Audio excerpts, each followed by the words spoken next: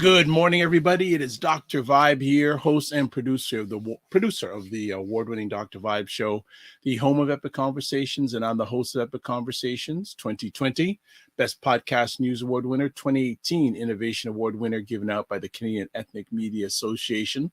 I also co-host and co-produce the only online show in the world for dads and fathers. It's sponsored by Dove Men Plus Care. And as always, I'd like to say you're blessed, highly favored, a magnet for miracles, and a solution for someone's problem. Good morning, good morning, good morning. Ryan, my co-host, will probably be with us, I'd say within the next half an hour. So for those Ryan fans, he'll be with us momentarily. So a few things before we get into the conversation, our new friend today. So as always, please subscribe to the Dr. Vibe show on YouTube, preferably, by hitting the subscribe button and then hit notification. Notification tells people when upcoming conversations are happening. We got a bunch coming up over the next few days. I'll be getting to that in just a minute. As always, to advertise your business, product, or service, please email me, dr.vibe at the drvibeshow.com. And as always, too, keep the conversation going in between our Monday and Friday shows on Discord. So email me again, dr.vibe at the drvibeshow.com. Join the Discord group. Keep the conversation going in between shows. So as I had mentioned a few moments ago, a number of some live conversations coming up over the next few days. So let's give some roll call. So live tomorrow night at 9 p.m. Eastern Time, State of Things with Aisha, Jill, and Lala. I was going to say Lala. Aisha, Jill, and Lala.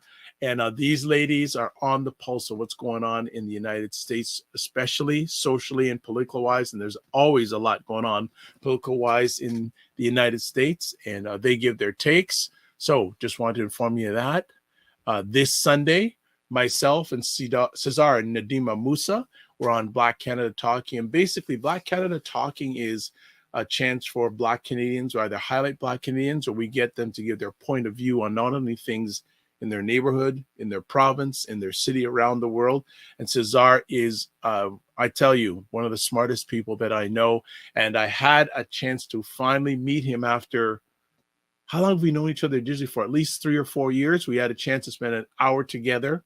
On Monday, he was actually in town. Sunday, was it Saturday or Sunday and Monday, or Sunday and Monday? Ryan's organization that he's a part of, Afro-Caribbean Business Network, had a think tank meeting. So Cesar came in from Ottawa, and on his way back home on Monday, and all along the 401 we met and had a good quick chat. So hell up Cesar Nadima Musa, one of the smartest people I know, period. And then coming up Monday on the Morning Vibe, David Archer will be back. Black psychotherapist that, wow, does he lay it down from a Black male psychotherapist lens. He is back. And for those who know about David on the Morning Vibe, he has that James Earl Jones voice. And I still have to reach out to him and say, hey, David, need to do some voice work. I need him to do some promo work for the Morning Vibe and the other Dr. Vibe platforms. So that is what's coming up over the next few days. And if you really want to go further along, a week from today, Wayne Harris will be back with Financial First Fridays. So as you can see, there's at least between now and next Friday, 4 epic conversations that I'm going to be hosting. Welcome to the digital stage, Mr. Anthony Henry. How are you this morning? Good morning, sir, and I'm feeling fine. Thanks for having me on the show. Oh, it's our pleasure. It's a pleasure having you on. What you been up to this one? It sounds like you're an early riser. Yeah, well, it's something that's been instilled in me for many years, is to get up early and, get cracking, so to speak. Get cracking. I'm here. Well, this is fantastic. So Like we love to do with first time friends on any of the Dr. Vibe show platforms and the Morning Vibe, can you give a little background about yourself before we get into the Walnut Foundation? Mhm. Yeah. So my name is Anthony Henry, and I'm um, prostate cancer survivor. I guess you could put it that way, or some people say thriver. Some might prefer that word. um, I have a strong family history of prostate cancer. My father died from it at a very young age, at 68. Wow. My And condolences. yeah, thank you. And, three other family members have been impacted since then. So I've been at this for a while, introduced to me through the family history perspective. And, when my dad passed, it was a real wake up call to encourage the rest of us to start screening for prostate cancer, which is something I'll maybe talk some more about later Oh, today. you will. You will. We're going to get to that. We're going to get to that. Yeah. So I started screening at age 40, just so you know. Wow. I certainly encourage everyone to um, do the same, especially if you're Black or from a Caribbean or West African background. A little bit more about yourself. Where Mhm. did you grow up? Education, school? Mhm. I grew up in Jamaica, in the western part of Jamaica. So I'm from Hanover, a place called Dias, which is about six miles or so out of Lucy, the capital. I lived in Jamaica for the first 15 years of my life. I moved to Canada with my family at age 15. And I am now 62 years old. So, um, you know, a good perspective in terms of those formative years in Jamaica growing up, and then coming to a society like this one, um, with all its challenges, opportunities, nuances. Okay. Fantastic. Let's get back to talking about prostate cancer. When when who was your father the first person that was close to you that you heard about impacted by this prostate cancer, or was there Um, any other members of the family that were impacted first? I'm not aware of any family members prior. That's just not to say it never happened, because one of the issues with prostate cancer is there's a huge secrecy around this thing. And so many people don't talk about it. So my dad was my first intimate experience, from in a family setting with prostate cancer.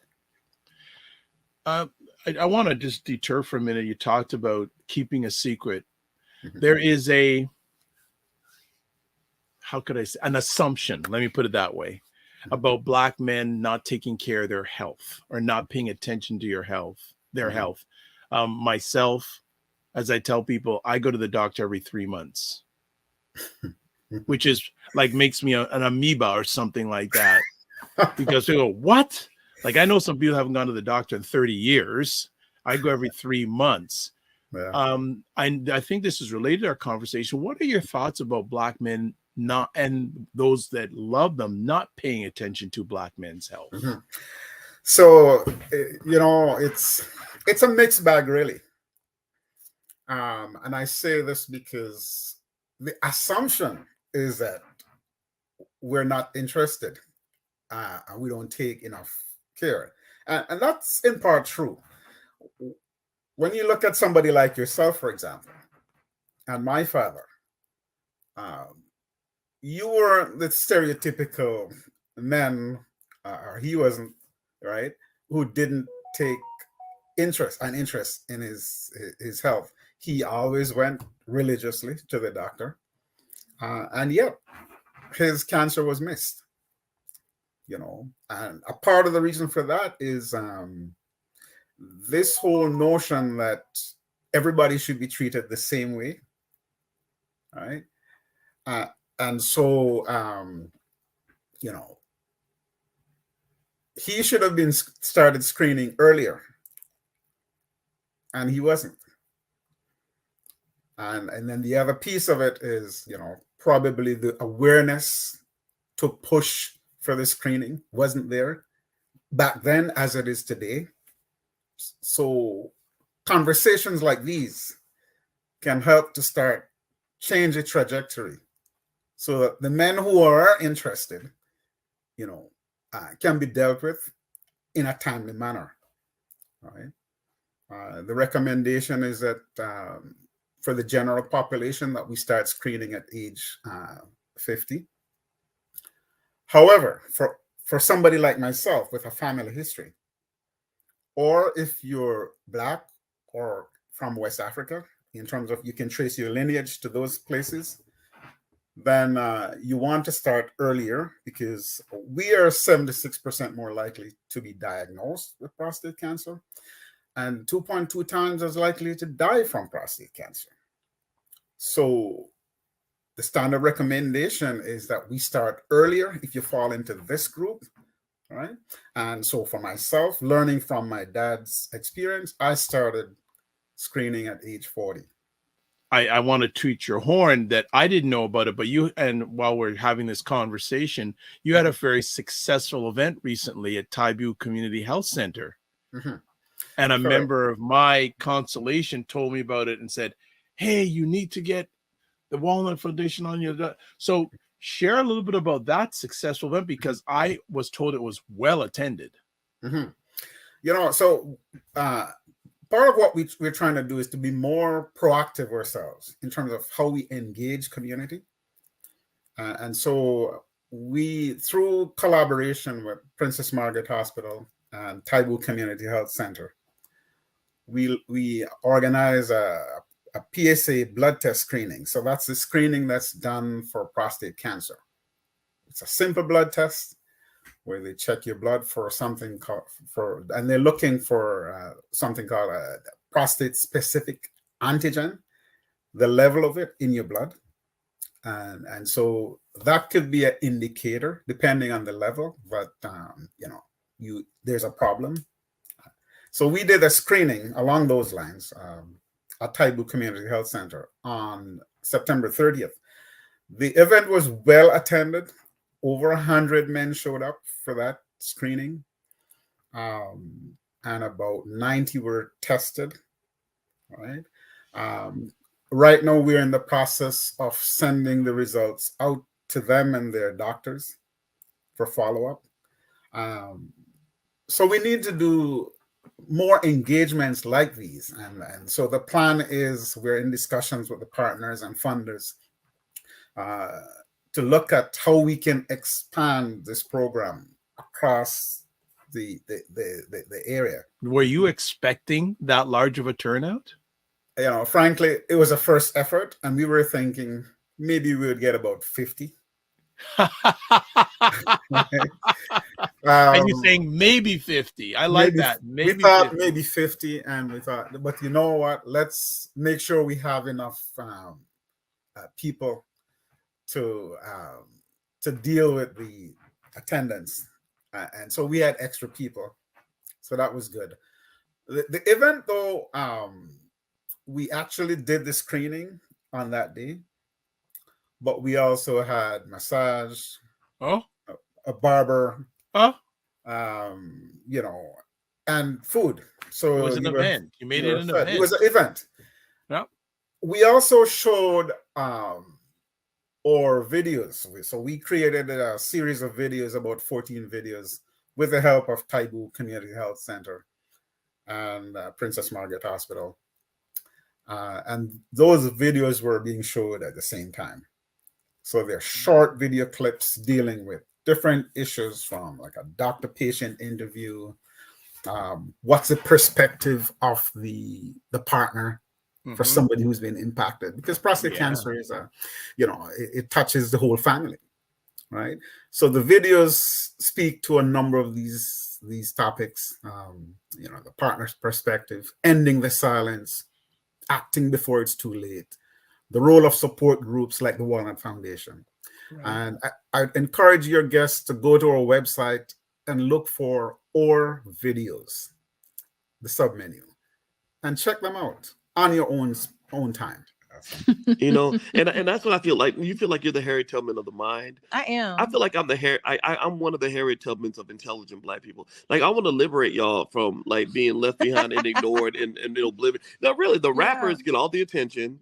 Seriously, does anybody else feel this way? Like ignorant Black people, they'll be all up, getting all the headlines on the Shade Room. Overly sexualized Black folks. Like the twerkers and just people that don't always represent the best of us. The diversity. Like people like Dr. Vibe. Like everybody should know about people like Dr. Vibe. Dr. Really Vibe he's trying to do good work for Black people. Dr. Vibe from Toronto. Good to see you, my brother. Dr. Vibe. Everybody follow Dr. Vibe. He has a great show. He's very good at what he does, and I have a lot of respect for him. Okay, so let me hop into this. What's up, Dr. Vibe? How you doing? Everybody, if you see Dr. Vibe in the chat, everybody go follow the Dr. Vibe show. Dr. Vibe is a real smart brother and a good human being. I like the guy a lot, and he's very intelligent. And I think everyone should pay attention to what he's got going on. We got to shine the spotlight on the intelligent Black people out here that are really doing the good work. Don't just pay attention to the rappers and the celebrities. A lot of these people are losers. Your true winners are your people in your community that are really having your back. Helping us to have stronger families and a stronger community. So Dr. Vibe is in that category. So you might see the Dr. Vibe show in this chat. If you see him, please go follow him. Okay.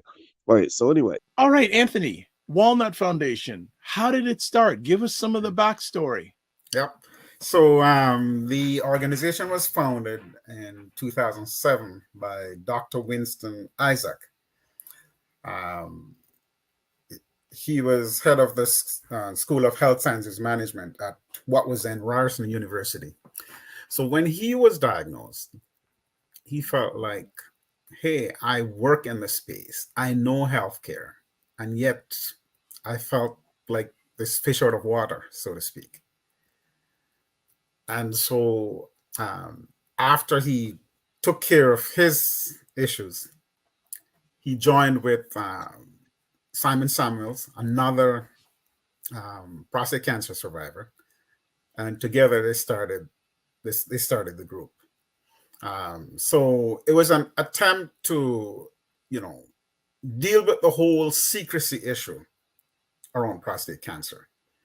So that was the impetus for it, really.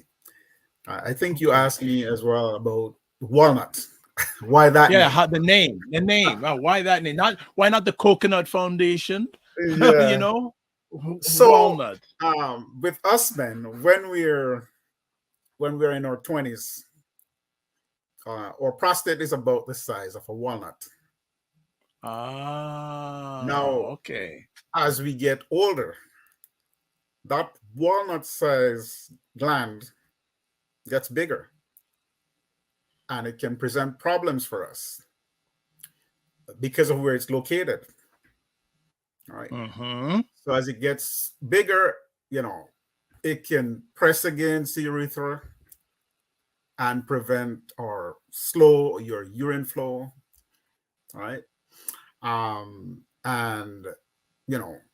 it can even get so big to the point where you start having bleeding and things like that. Now, that's not necessarily indicative of cancer, right? But that's one of the challenges we face. So that gland gets to the size of a plum, and it could even get to the size of an orange. So you can imagine you have this thing that's inside of you that's growing, that's creating problems. So some of the challenges men face are not cancer related as it relates to their prostate. And that's why it's so important for us to be aware of this and to know about prostate health and do things that support prostate health. How are things, Ryan? Everything good? Yeah, so as we're talking about men's health, I've started my detox. So I have my juice breakfast. So definitely want to steer the ship in the right direction. Yes. As I hit 40 last December. So Anthony, can you remind us, is it when I'm 50 I should be checking the prostate, or is it 40? You should be starting at 40. Okay. Yep. Yeah. If you're from our community, or if you have a family history, the recommendation is that you start earlier. Earlier than and 40. we need to be aware of this, and we need also to educate our caregivers about this. Okay. There you go. There you go. Because some of them might have the notion that they're being not looking at race. You know, that whole argument. We don't look at race, so we treat everybody the same way. That might be well and good, but if you're impacted differently by something, then you want it to be addressed earlier, as per the new protocols for dealing with this issue. Good. So I'm just, and whether you're watching live or on the replay, I've purposely put up some stats here and I've left them on the screen. So 76% of Black men are more likely to get prostate cancer compared to non-Black men. Again, Black men 2.2 times more likely to die from it. And if detected late, the survival rate drops to 30% at 5 years. But if detected early, the 10-year survival rate is almost 100%. I'm going to leave that screen up for a bit so people don't make excuses. It's right there in front of your face. So if you're running from it, that's your thing. Be on the offensive. Yeah. Anthony, I want to ask. Yeah, sure. Go ahead. No, I was just going to say that with respect to the 100% survival, you know, when you look at the men in the Walnut Foundation, many of us have been impacted. And we are still here 10, 15, 20 years plus later. So, right. You know, the conversation should also be a conversation about hope. You know, because there's life after diagnosis. Absolutely. You know? And or conference tomorrow is on survivorship. And it's an attempt to deal with this issue, right? There is hope after a diagnosis. There are, you know, things that you can do to help you along the way after a diagnosis. Because one of the challenges with being treated for prostate cancer is that it can lead to varying degrees of incontinence or erectile dysfunction, right? And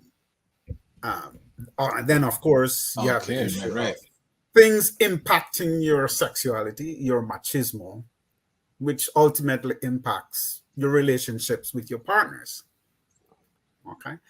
So this conference is really geared to providing folks with the tools to deal with what happens to your body after treatment. Talk about the conference that's happening tomorrow. I'm going to put the link up on the screen, but I've also sent it out to everyone who's watching on any platform right now.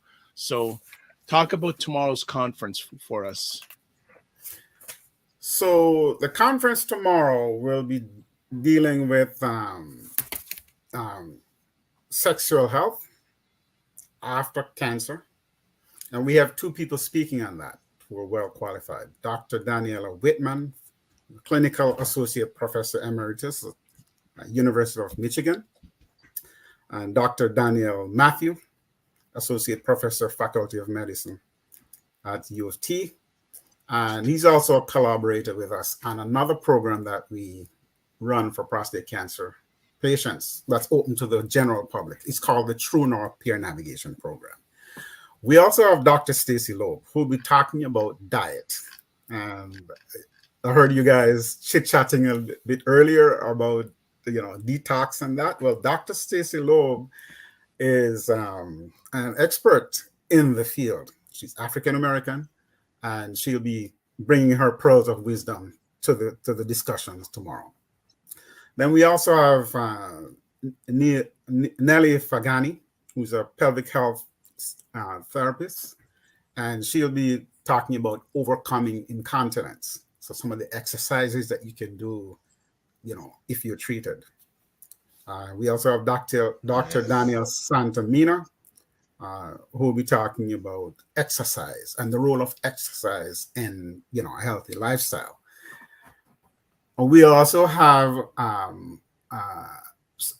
some comments from our sponsor or core sponsor for this event, Movember. The guys with the beard. So they are sponsoring this conference for us. We've been working very closely with them over the years. And so, they've helped us to promote the videos, for example. And we're having, ongoing collaborations with them.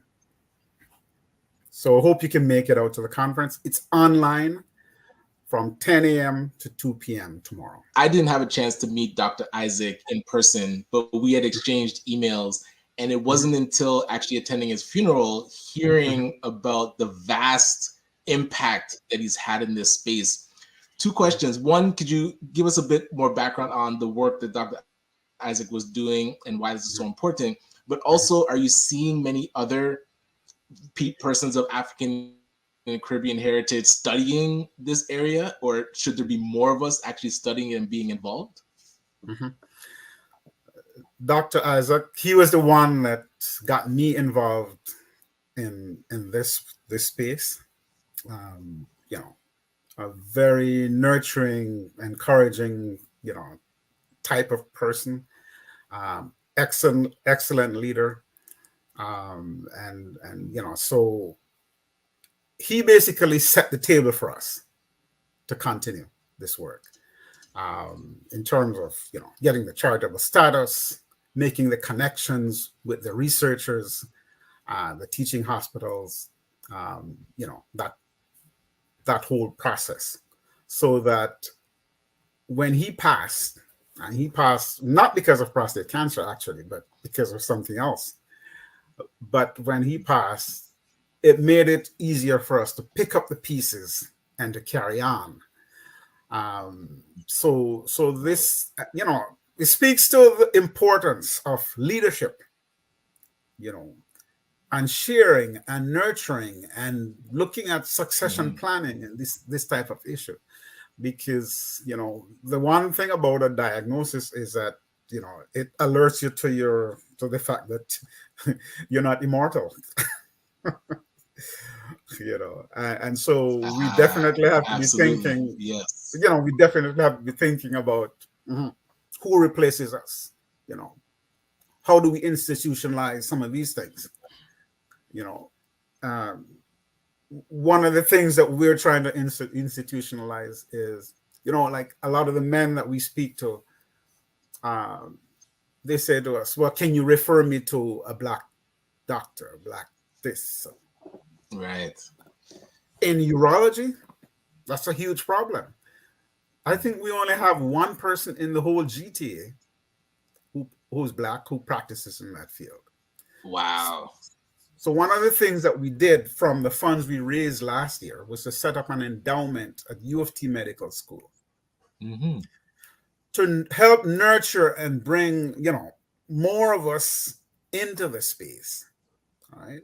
So that's one. We're also looking at funding the TMU, the Toronto Metropolitan University, the former Ryerson, Dr. Isaac's alma mater.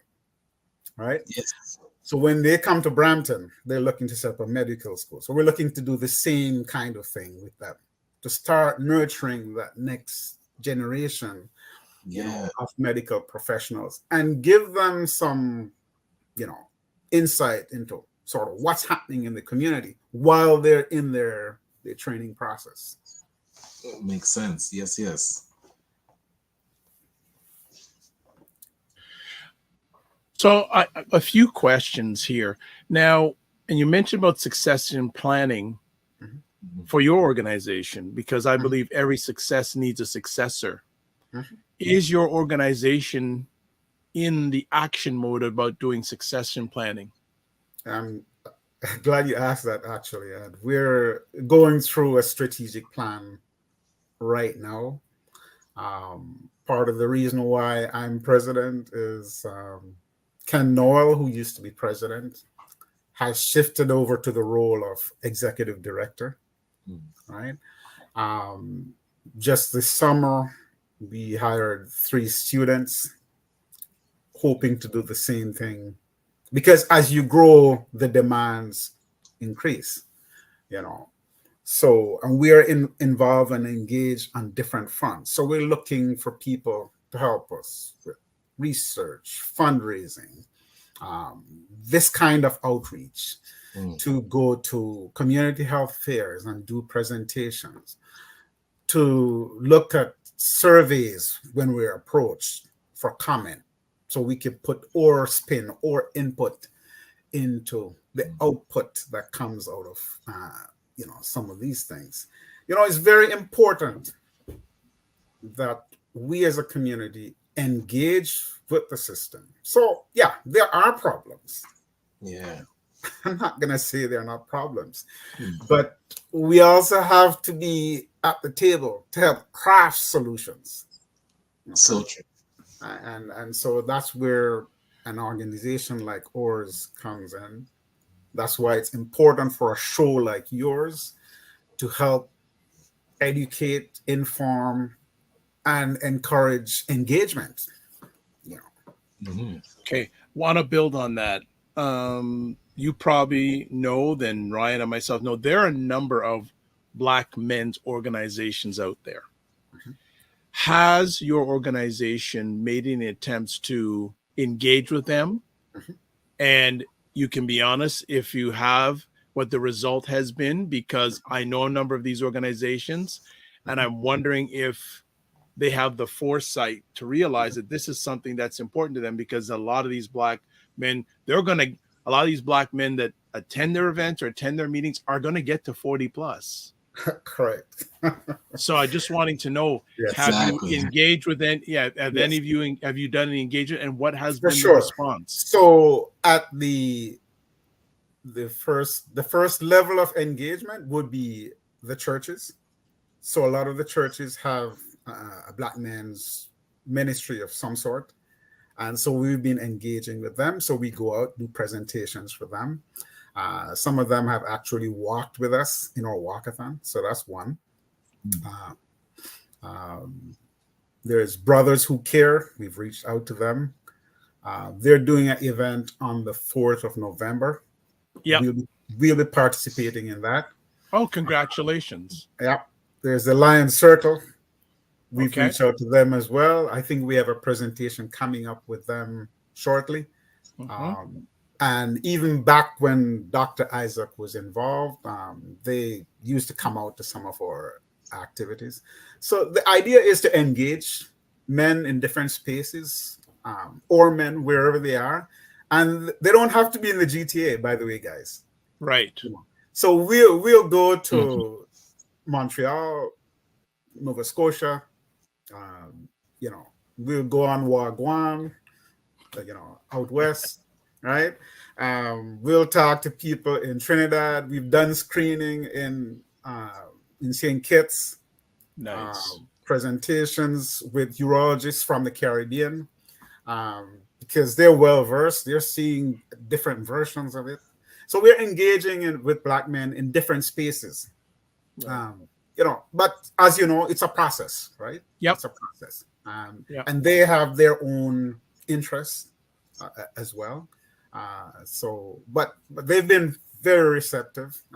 We're also reaching out to the union movement. So wherever the men are or can be, we're trying to reach out to them. Fitness IQ Cam says, talk to the girlfriends and wives. They will knock some sense into them. Right. So important. And she says respectfully, and that brings up a very good point. How, like, you do your reach out, but do men come? How are Black men finding out about your organization? A lot of them are actually finding out through the women. Through their partners, their mothers, grandmothers, sisters, like that. The partners, folks, play a key role in this effort. If we want to change that 76% more likely to be diagnosed, twice as likely to die, metrics, if you want to change that, we have to include the partners. And the partners have been with us every step of the way. You know,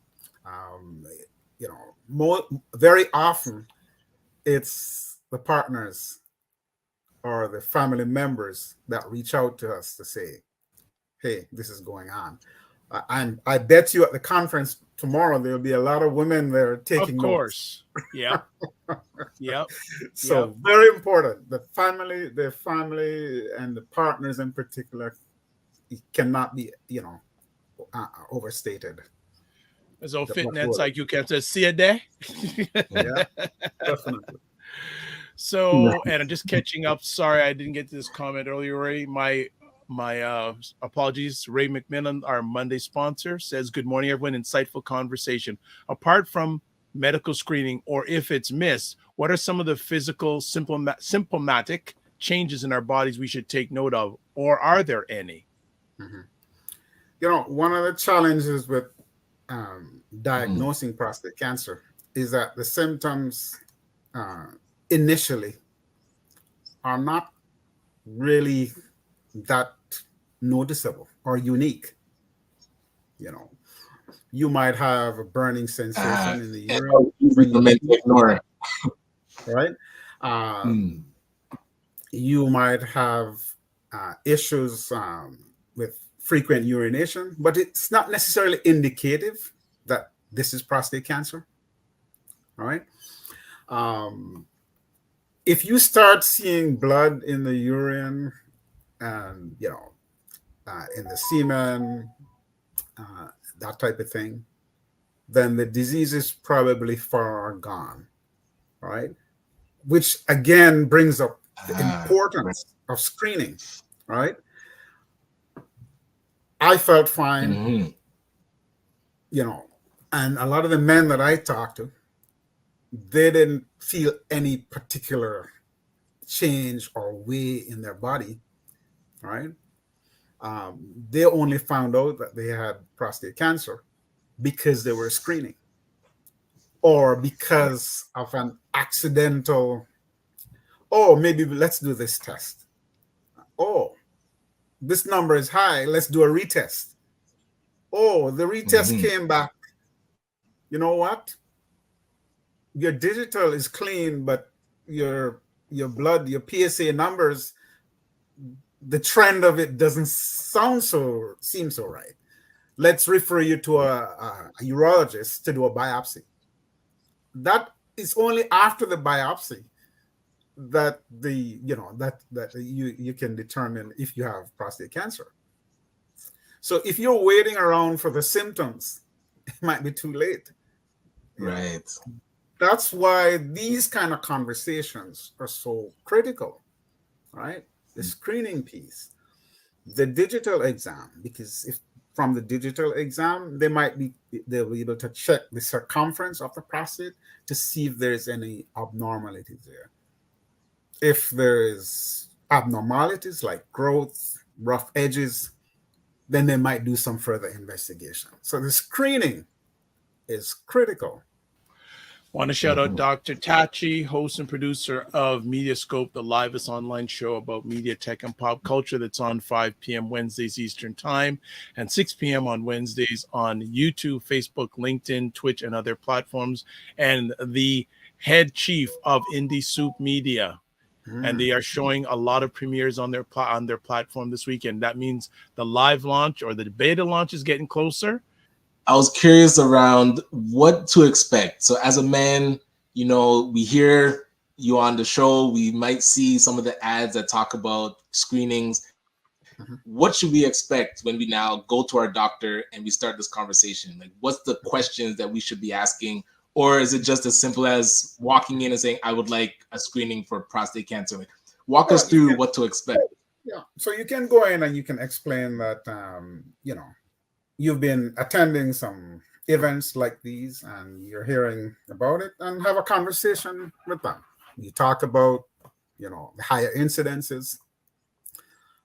You talk about the recommendation that we start screening earlier, and, get their input, have that conversation, right?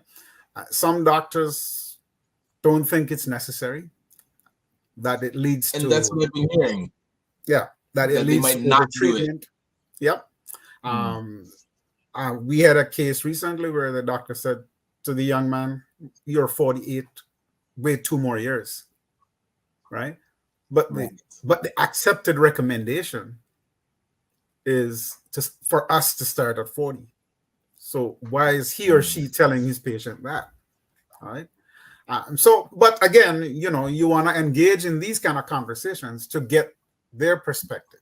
One of the concerns with some of the doctors is that more screening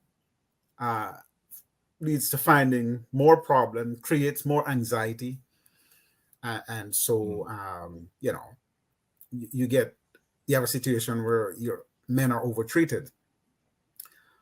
My take on that, though, would be to say, you don't make the decision yourself. Have the conversation with the patient. Let the patient make that decision. All right? We're talking about shared decision making, right? So why are you taking it up on yourself? My dad's doctor was one of those, right? He didn't believe the PSA test. He thought the PSA test proved nothing. Wow. Okay. Okay. He didn't factor my dad's ethnicity into his thinking. Wow. Okay. And the result is somebody who was proactive, like I mentioned at the top, who went to the doctor, who followed whatever recommendations were made, his cancer wasn't caught until he was stage 4. Right. Can you imagine how devastating that was for our family? This is not a guy who wasn't getting checked, and yet this is what happened to him. So we need to be engaged with our own health. So this brings up, and thank you for sharing some of the personal journey. This, though, brings about an age-old conversation piece: Blacks' lack of trust of the medical system. Yeah.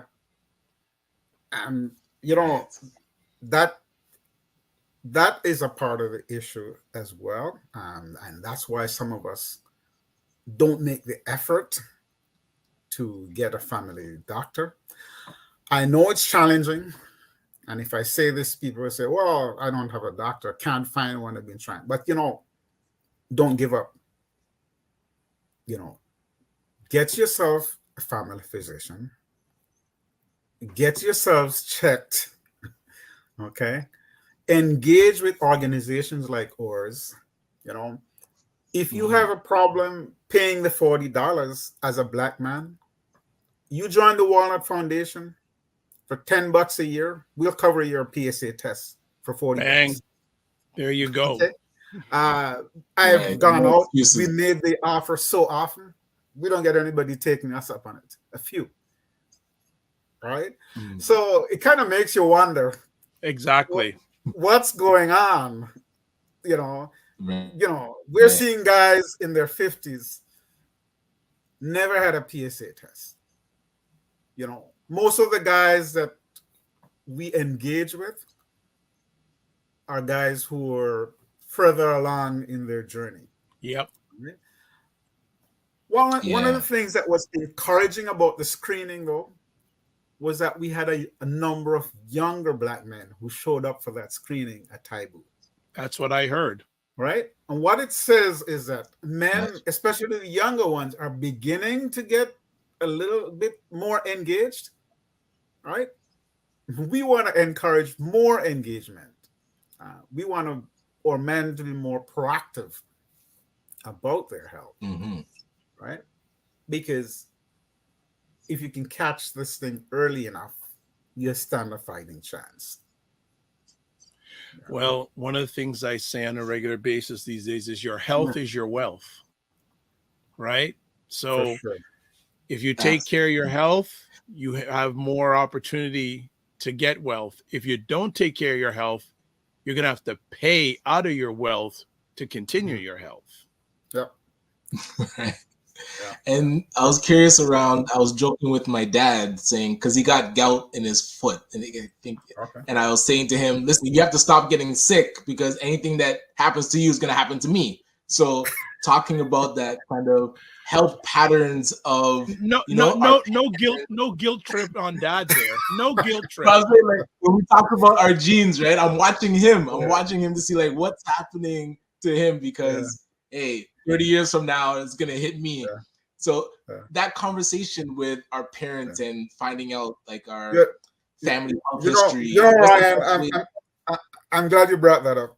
You know, when I was diagnosed, somebody said to me, you know, Anthony, yes, you have a strong family history, but you know, your dad's cancer is not your cancer.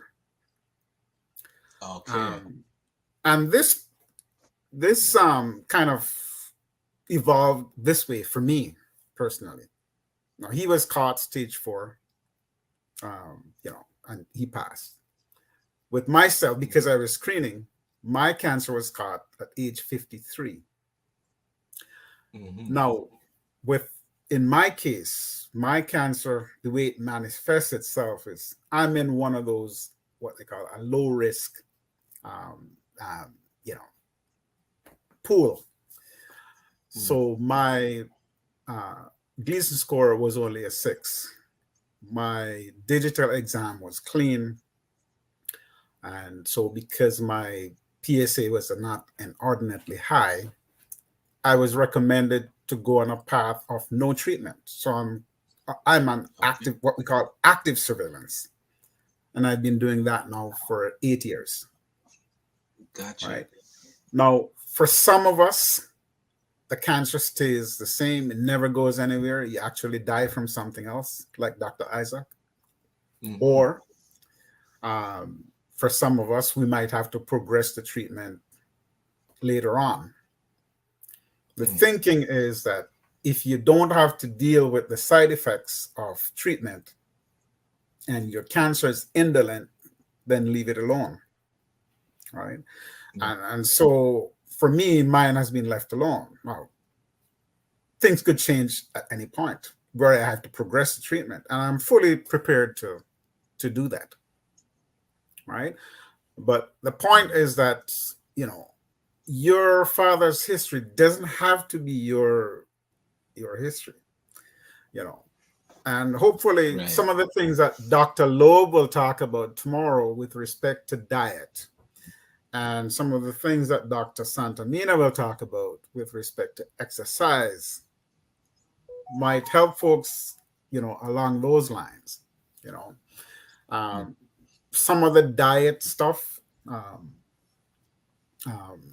the research is ongoing, right? But, you know, the indications from everything that they're seeing is that some of these strategies are very important in terms of how you deal with disease, how you experience disease onset, right? And these are important things to know, right?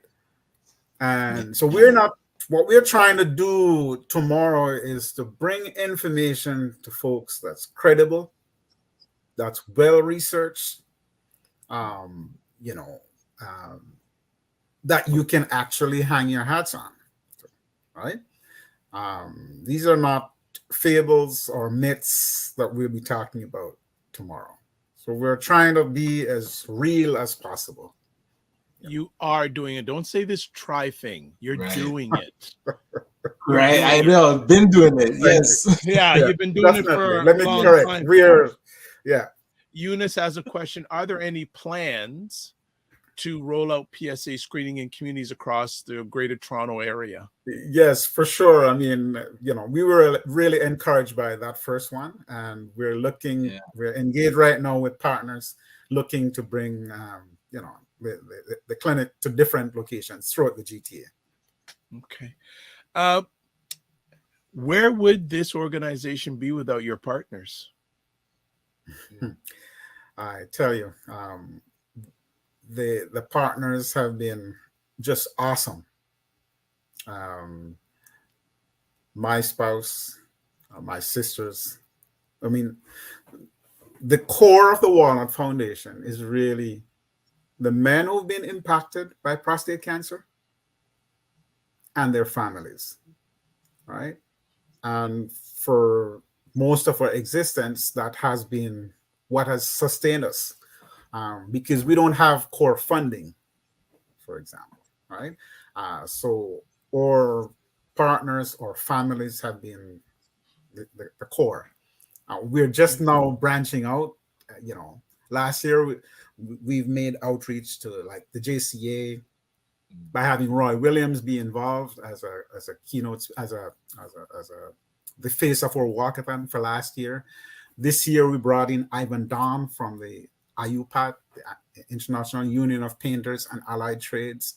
And so we're doing a lot of outreach now, ramping up our connections with our different partners in the healthcare space, to try to bring more, consistency to the work that we're doing.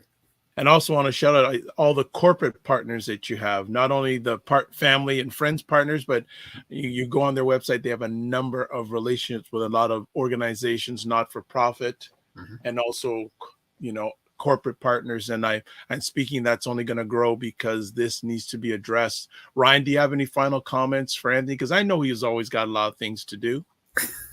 Right. And it's more just looking forward to the conference tomorrow. And again, hoping that we can help spread the word for long-term engagement with what you do. And like you said, getting more of the young men to engage as well, because that turnover is going to happen. And so we want to make sure that we're ready, especially when Dr. Vibe was talking about succession planning. For sure. I really appreciate coming on the show, talking to both of you, and having you be involved in the conversation around prostate cancer. We are all in this together. Absolutely. And, in a real sense. Very real sense. And so it's important that we engage like this and we normalize, the screening, the digital exam, doing the biopsies, ending the silence. It's so important. There's the link for tomorrow's conference. I'm going to jump in for a little bit and enjoy it, get some education, because some people are saying, Dr. Vibe, you have influence. I go, do I? I'm just a brown piece of mud that has a shiny head. I don't know what else I do, but and website don't play your importance, my friend. I know I got value. I know I got value. Here's the website information for not the Walnut, for not myself. That's later. The Walnut Foundation. There's a website, thewalnutfoundation.com. Email address info@the Walnut Foundation. Instagram @the Walnut Foundation. Facebook So just Google or whatever search engine, just put in the Walnut Foundation. That'll take you where you need to be. All right. So as always, we would like to say to all our friends that come on, remember to give yourself grace and don't just manage your time, manage your energy. And Anthony, let's stay more in contact, please, if you have the time. For sure.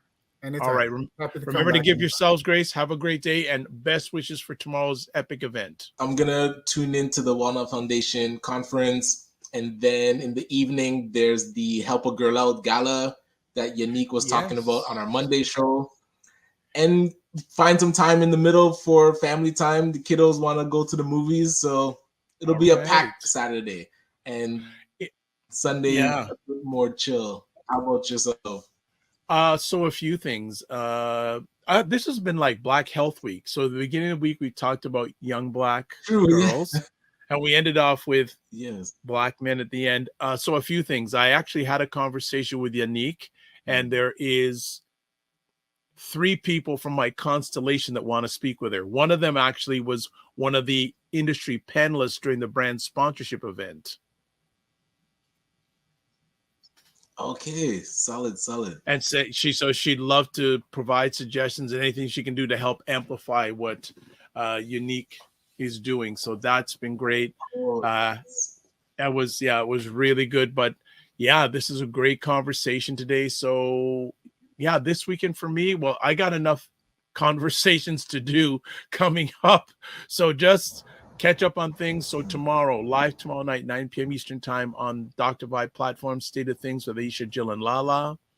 Sunday, Black Canada Talking with myself and Cesar, Nadima Musa. You met Cesar on Sunday, correct?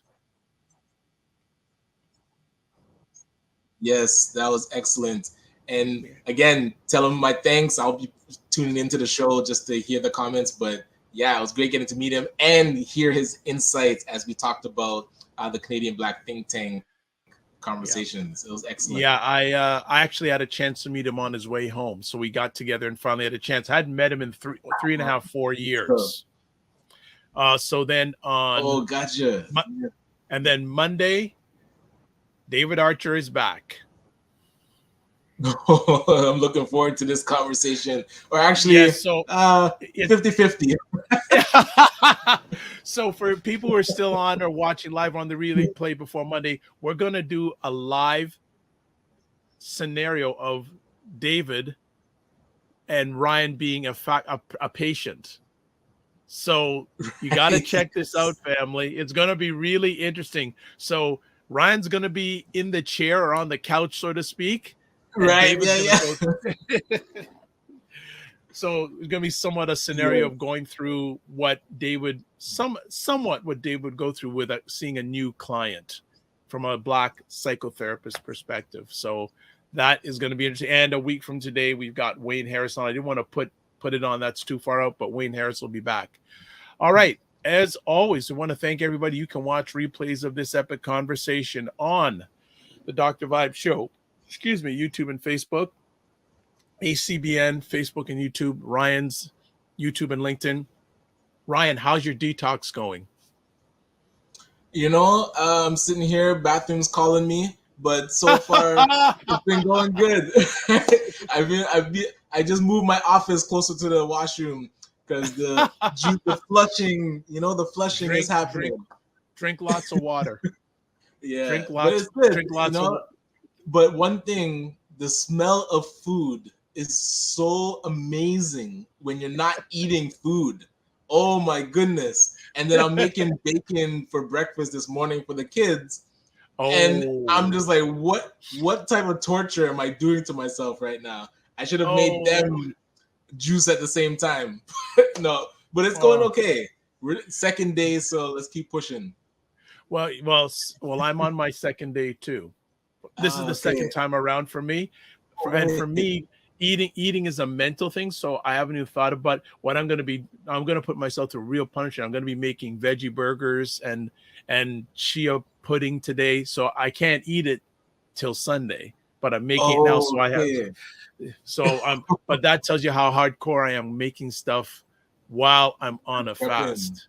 Brian, I hope you continue it on. And you know what? Bulk Barn may become your best friend. Okay. Yes. Definitely going to stock up on some ingredients.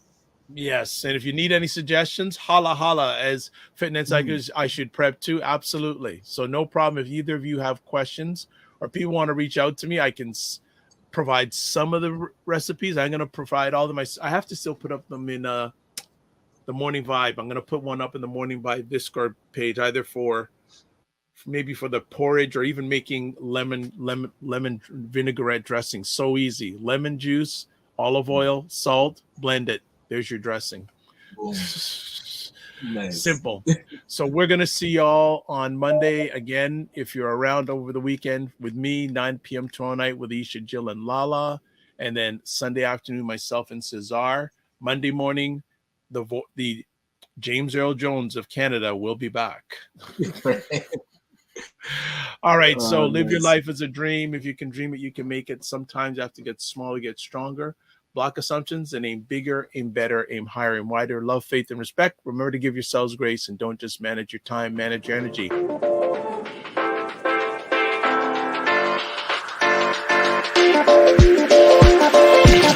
we go.